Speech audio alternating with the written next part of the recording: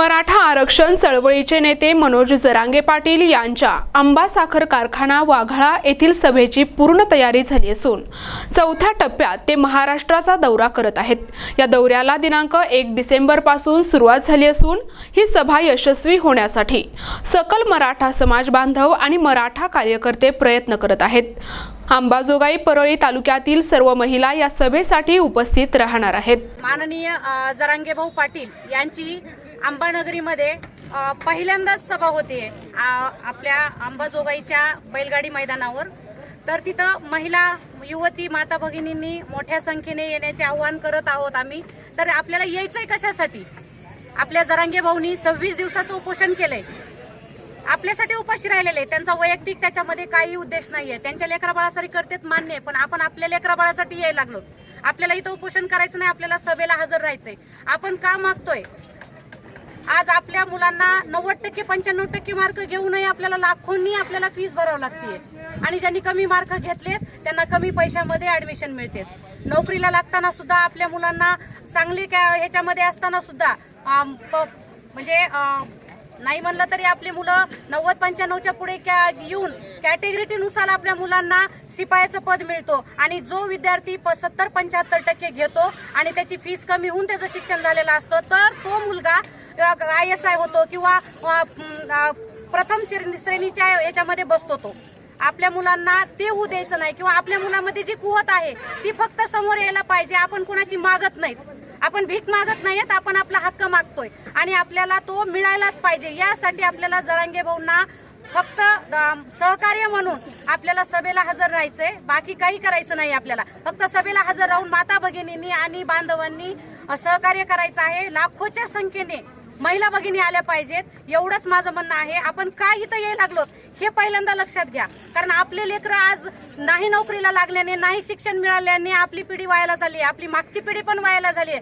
माझ्यासारखी एक सुशिक्षित बेरोजगार महिला ज्यावेळेस स्वतःच्या मुलासाठी इथं येऊन आक्रोश करते, हे सगळ्या महाराष्ट्रामध्ये लक्षात यायला पाहिजे। जे मराठा आमदार खासदार आज झोपीमध्ये आहेत, बांगड्या भरून बसलेले आहेत, त्यांना दुसरं काही बोलायचं माझ्याकडे तर शब्द राहिलेला नाही, कारण आम्ही खूप बोललो त्यांना, पण त्यांना काही फरक पडलेला नाही आणि तेच उलट जाती जातीमध्ये वाद लावतायत। बांधवांनो, आपण आज कित्येक दिवस पाहत आहोत या मराठा आरक्षणासाठी कित्येक सभा झाल्या, कित्येक ठिकाणी सभा झाल्या, तरी सुद्धा आपल्याला सरकारने तारखावर तारखा देत आलेल्या आहेत। बांधवांनो, येत्या 24 डिसेंबरला आपल्याला तारीख दिलेली आहे। बांधवांनो, आपण आरक्षण का मागतोय? कारण बांधवांनो, घोड्याच्या शर्यतीमध्ये गाढवं पुढे जात आहेत, त्यामुळे आपण आरक्षण मागतोय आणि आपल्या मुलाबाळांच्या उज्ज्वल भविष्यासाठी, शिक्षणासाठी आपल्याला उद्या येत्या 11 तारखेला आंबा साखर कारखाना येथे मराठ्यांची मोठ्या संख्येने सभा होणार आहे। तरी सर्वात जास्त संख्येने उपस्थित राहा आणि येत्या 24 तारखेला आपण आरक्षण घेतल्याशिवाय पाठीमागे सरकायचं नाही। या झोपलेल्या सरकारला जाग कशी काय येत नाही? कित्येक माझ्या मराठा बांधवांनी आत्महत्या केलेली आहे, तरी सुद्धा या झोपलेल्या सरकारला कशी जाग येत नाही? आणि जर इथून पुढे जर 24 डिसेंबरला जरी सरकारने दगाफटका जर केला तर त्यापुढे जे काही होईल त्याला पूर्णपणे सरकार जबाबदार आहे। हिंदवी स्वराज्याचे संस्थापक छत्रपती शिवाजी महाराज व धर्मवीर संभाजी महाराज यांना प्रथम मी वंदन करते व आज हा शिवाजी महाराजांनी जसा हिंदवी स्वराज्य स्थापन करण्यासाठी जे म्हणजे लढा लढला होता, त्याप्रमाणे आज मनोज जरांगे पाटील ही आपल्या मराठा बांधवांना आरक्षण मिळावं यासाठी लढत आहेत।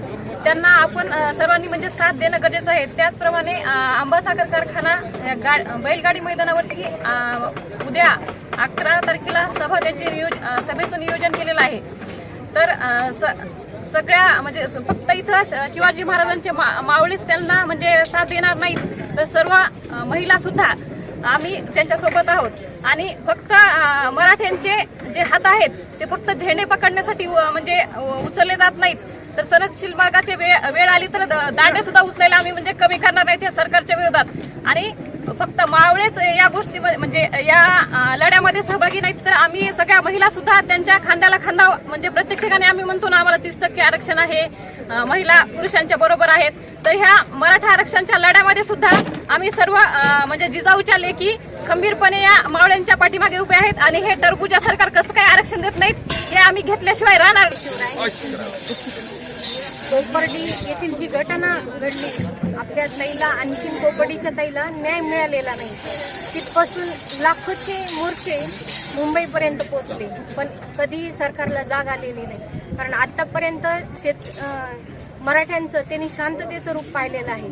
आणखीनही मराठा शांततेतच आंदोलन करत आहे. लाखोचे मोर्चे आजही करते, लाखोच्या सभा आज जरांगे पाटील घेत आहेत, त्याही शांततेत होते. सरकार अनेक वर्ष झाले, त्यांना असं वाटत आहे की लाखोच्या संख्येत येत आहेत पण शांततेत येत आहेत.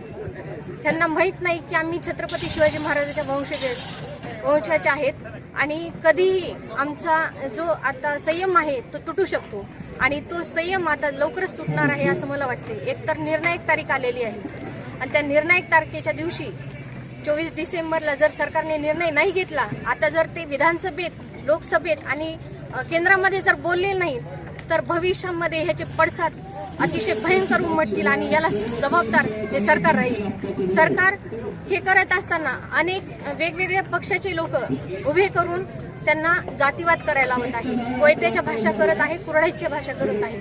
ताबडतोब त्यांनी त्यांना आवरायला पाहिजे, कारण आमची लढाई ही मराठ्यांच्या हक्काची आहे आणि आरक्षणाची आहे. हजारो वर्षापासून मराठा हा कुणबी आहे, कुणबीमध्ये शेतकरी आहे आणि एकीकडे तो क्षत्रिय मराठा आहे. मराठा म्हणजे लढणार आहे आणि समाजाला अन्न पुरवणार आहे. या मराठ्यांचा संयम आता पाहू नये. जरांगे पाटलांच्या लाखोच्या सभा होत आहेत. जय जिजाऊ जय शिवराय. सर्वांना जय महाराष्ट्र. आपल्या बोथट झालेल्या तलवारींना धार देण्यासाठी, आपल्याला आधार देण्यासाठी उद्या दिनांक 11 डिसेंबर रोजी मनोज जरांगे पाटील कारखाना इथे येणार, आंबा साखर कारखाना इथे उपस्थिती दर्शवणार आहेत.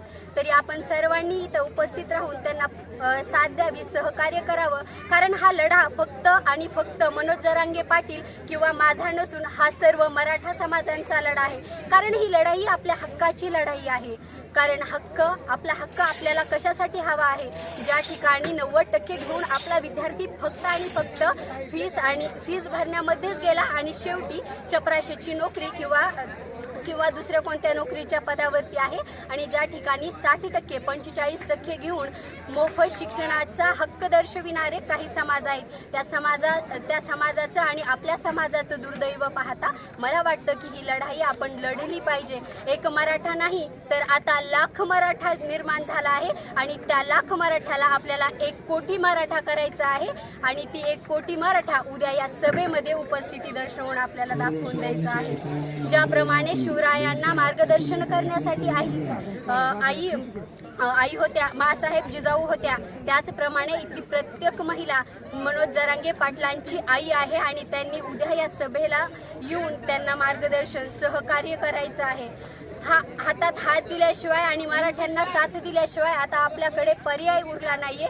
म्हणून या सभेला उपस्थिती दर्शवा एवढे आवाहन मी तुम्हाला करते. मी येते, तुम्ही पण यायलाच लागतंय, कारण हा आपला हक्क आहे आणि हक्काची लढाई आपण नाही तर कोण लढेल?